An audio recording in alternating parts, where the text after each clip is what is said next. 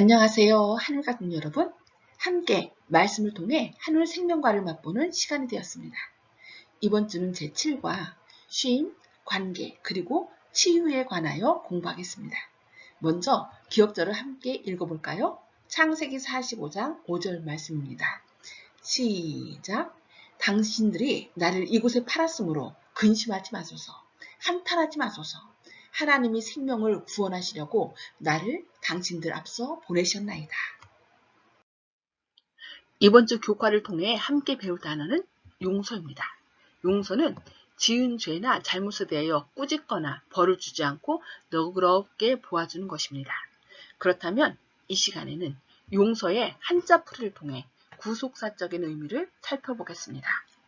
용서는 얼굴 용자와 용서할 서자가 합쳐진 단어입니다. 먼저 위에 설명된 영어를 보면 용서하다는 영어로 forgive입니다. 그것을 분석해 보면 주기 위하여라는 뜻도 있습니다. 그래서 내가 가진 것을 하나님이 주신 것이라고 생각하고 다른 사람들을 위하여 베풀고 나누는 삶을 살았을 때 우리는 하나님께 용서받는 존재가 됩니다. 또 잊어버리다라는 forget이라는 단어가 있습니다. 이것은 또 얻기 위하여라는 뜻이 있는데 내가 가진 것을 자기의 것으로 착각하고 자신의 만족만을 생각하고 움켜쥐는 구두쇠의 삶을 살았을 때 우리는 하나님께 잊혀지는 존재가 됩니다. 이제 얼굴 용자 한자로 돌아와서요.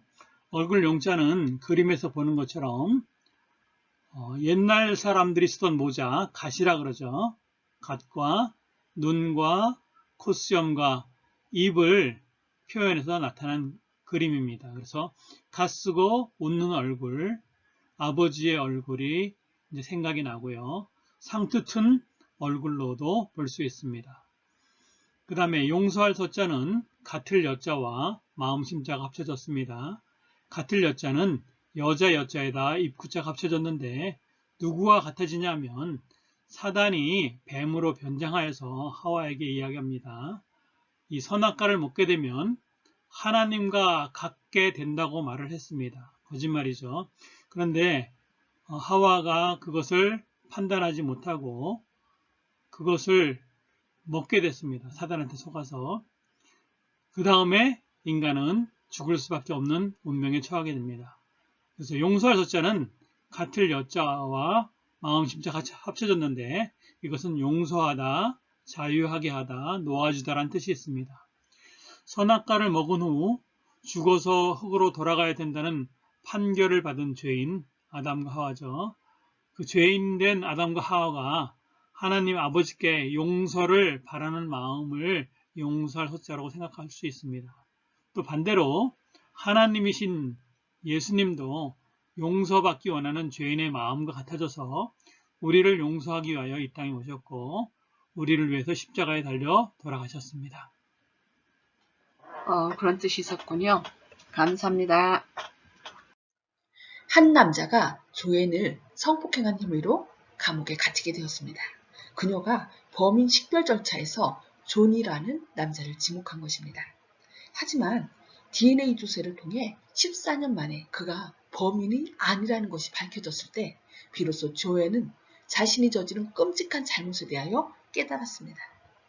조니가 석방되었을 때 그녀는 그를 만나고 싶었습니다. 자신의 인생을 완전히 망가뜨린 여인을 직접 만나게 되었을 때 과연 그가 어떤 행동을 하였을까요? 그녀는 방에서 그가 들어오기를 기다리고 있었습니다.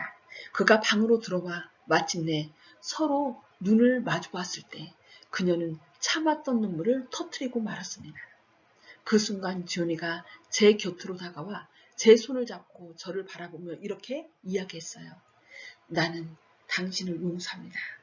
저는 그 말을 믿을 수가 없었어요. 제가 그토록 증오했고 죽기를 바랐던 남자가 제 앞에 서 있었습니다. 그런데 그에게 돌이킬 수 없는 잘못을 저지른 제 곁에 다가와서 오히려 저를 용서한다고 이야기하고 있는 것 아니겠습니까? 저는 그때서야 비로소 은혜가 무엇인지 깨닫기 시작했습니다. 그리고 마침내 마음의 치유와 참된 쉼을 경험하게 되었습니다. 이번 주 우리는 용서에 대하여 함께 살펴보며 그것이 모든 인류의 쉼없는 마음에 어떤 변화를 일으킬 수 있는지 함께 공부할 것입니다. 이번 교과의 학습 목표입니다. 첫째, 하나님으로부터 엄청난 용서를 받은 자들로서 우리 모두에게는 용서해야 할 충분한 이유가 있음을 깨닫는 것입니다. 두 번째, 판단은 하나님께 맡기고 내가 먼저 상대방을 용서했을 때 느끼는 마음의 평안과 자유를 경험하는 것입니다. 세 번째, 내 마음을 불편하게 하는 누군가를 용서하고 화해하기 위해 손을 내미는 것입니다. 과거를 마주하다. 술 맡은 관원장이 풀려난 후 요셉을 잊자 요셉은 감옥에서 2년을 더 보냈습니다. 그 관원장은 2년 후 바로가 몇 가지 이상한 꿈을 꿨을 때 요셉이 생각났습니다. 그는 바로에게 요셉이 자기와 빵 굽는 사람의 꿈을 어떻게 해석해 주는지 말했습니다. 바로는 즉시 요셉을 감옥에서 불렀고 바로 앞에 선 요셉은 바로에게 꿈을 주신 분은 하나님이심을 증거하였습니다. 요셉은 바로의 꿈을 7년 풍년과 뒤따를 7년 흉년으로 해석하며 흉년을 극복할 방안도 제시했습니다. 이에 바로는 요셉을 애굽의 총리로 등용시키고 아스낫과 결혼을 주선해 주어 두 아들 므낫세와 에브라임을 얻게 됩니다. 결국 꿈 해석대로 7년 풍년 후에 기근이 시작되어 요셉의 형들은 곡식을 구하러 애굽에 와서 요셉 앞에 절하게 됩니다. 무대를 준비하다. 요셉의 이야기는 애굽의 총리로 성공적인 삶을 살았을 때 끝나지 않았습니다. 굶주림의 첫 해가 시작되면서 요셉은 자신의 과거를 마주했습니다. 그의 앞에는 형제들이 있었지만 지난번 만났을 때와는 전혀 다른 상황에 놓여 있었습니다. 그는 자신을 판 형제들에 대해 얼마든지 복수할 수 있는 환경에 있었지만 형벌 대신에 용서를 선택하였습니다. 용서를 결정한 근거는 무엇이었을까요? 몇몇 연구에 의하면 타인에 의해 비참한 취급을 받으며 삶의 큰 고통을 경험한 사람들이 치유와 회복을 경험하고 일상의 삶으로 돌아가기 위한 핵심은 바로 용서였다고 합니다.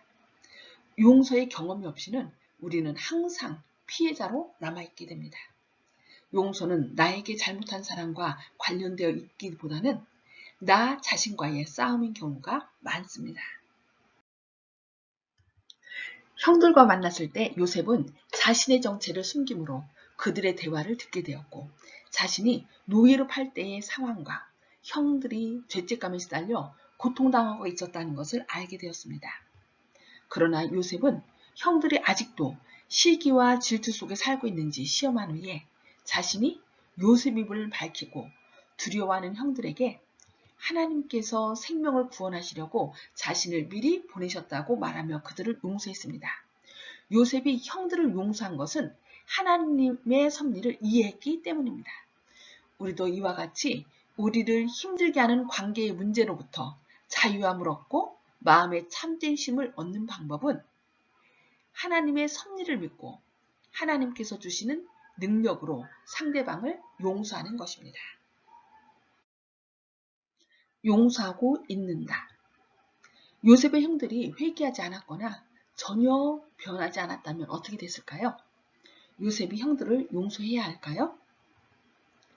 진정한 용서는 다른 사람이 용서받을 자격이 없더라도 용서하는 것을 말합니다. 하나님의 사랑은 우리가 용서받을 자격이 없더라도 용서하시는 조건 없는 사랑입니다. 하나님께서 우리를 용서하셨기 때문에 우리가 다른 사람들을 용서합니다. 우리가 다른 사람을 용서할 때 우리 안에 쓴 뿌리는 사라집니다. 과거는 뒤로 지나갔고 우리는 사랑과 포용으로 앞으로 나아갈 수 있습니다. 용서는 부당하게 행동하는 개인이나 그룹을 향해 억울함과 정죄하고 싶은 마음과 복수하고자 하는 욕망을 가질 권리를 기꺼이 포기하기로 결심하는 것입니다. 유대인 대학살에서 살아남은 생존자들을 도와 트라우마에서 벗어나 삶에 적응하도록 도운 가정상담치료사 마를린 알무어 박사는 이렇게 기록합니다. 용서라는 것은 피해자의 의도적인 노력이다. 그것은 우연히 일어나는 일이 아니다. 용서하는 법을 배우는 데 있어서의 핵심은 그리스도 안에서 우리가 어떤 용서를 경험했는지 이해하는 것입니다. 구체적으로 용서를 실천하기. 다른 사람들, 특히 믿었던 사람에게 받은 상처는 치명적입니다. 그때 자존감은 산산조각이 나고 실망과 분노가 치밀어 오를 것입니다. 그런데 상처받은 우리는 가해자가 용서를 구할 때까지 그 증오와 쓴 감정을 간직해야 할까요?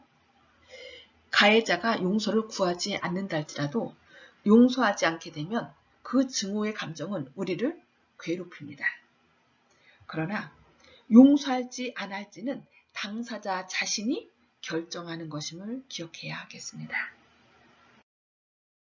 용서의 구체적인 방법.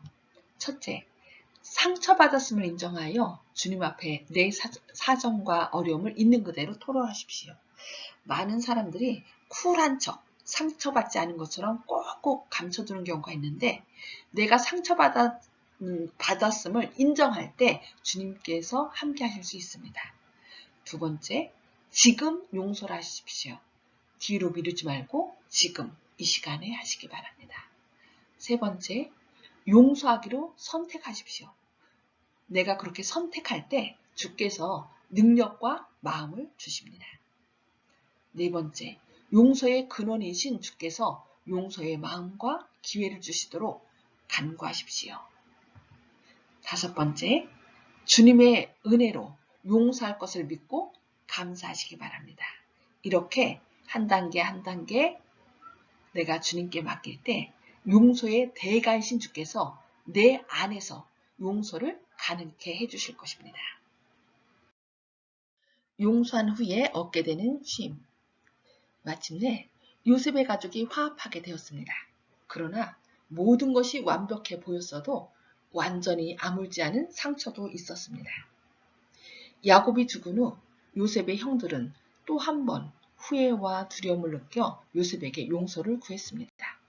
요셉은 진심으로 형들을 용서했는데 상처가 깊다면 여러 차례 반복해서 용서해야 할 수도 있습니다. 과거에 좋지 않은 기억들이 다시 떠오른다면 우리는 곧장 하나님 앞으로 나와 간절히 기도하고 다시 한번 용서하기로 선택해야 합니다. 내 안에 상처가 나을 때까지 해야 합니다. 요셉의 용서는 감정이 아니라 그의 원칙에 따른 것이었습니다. 그는 하나님께서 그를 용서하신 것처럼 그들을 용서했고 그는 자신을 향한 하나님의 계획을 이해했습니다. 하나님께서 주시는 능력으로 상대방을 용서하고 우리 안에 있는 상처를 놓아줌으로써 치유를 위한 여정을 시작하면 예수님 안에서 참된 쉼을 경험할 수 있습니다. 실물교훈 251쪽 말씀입니다. 어떤 것으로도 용서하지 않는 정신을 변명할 수 없다. 다른 사람에게 긍휼을 베풀지 않는 자는 자기 자신이 하나님의 용서하시는 은혜에 참여하지 못했다는 것을 드러낸다. 하나님께로부터 오는 용서를 체험하게 되면 죄인의 마음은 무한하신 사랑을 가지신 하나님의 크신 마음에 가까이 끌리게 된다. 하나님께로부터 흘러나오는 사랑의 조류는 죄인의 심령으로 흘러들어가고 그에게서 다시 다른 사람의 심령으로 흘러들어간다. 그리스도께서 당신의 생애를 통해 친히 나타내신 동정과 자비는 또한 그의 은혜를 받은 자들에게서도 나타날 것이다. 이번 주 교과의 요약과 결론입니다. 하나님께 자신의 삶을 온전히 맡겼던 요셉은 형들을 충분히 용서할 수 있었습니다. 자신 또한 하나님으로부터 큰 은혜를 입었음을 알고 있었기 때문입니다. 형들의 마음에 남아있던 죄책감과 두려움마저 말끔히 씻어준 요셉은 형들과의 관계를 회복하게 되었고 마침내 그들은 모두 참된 쉼을 경험하게 되었습니다. 여러분들도 용서함으로 참된 쉼을 경험하시는 하늘가족 되시기를 바라면서 교과 공부를 마치겠습니다. 끝까지 경청해 주셔서 감사합니다.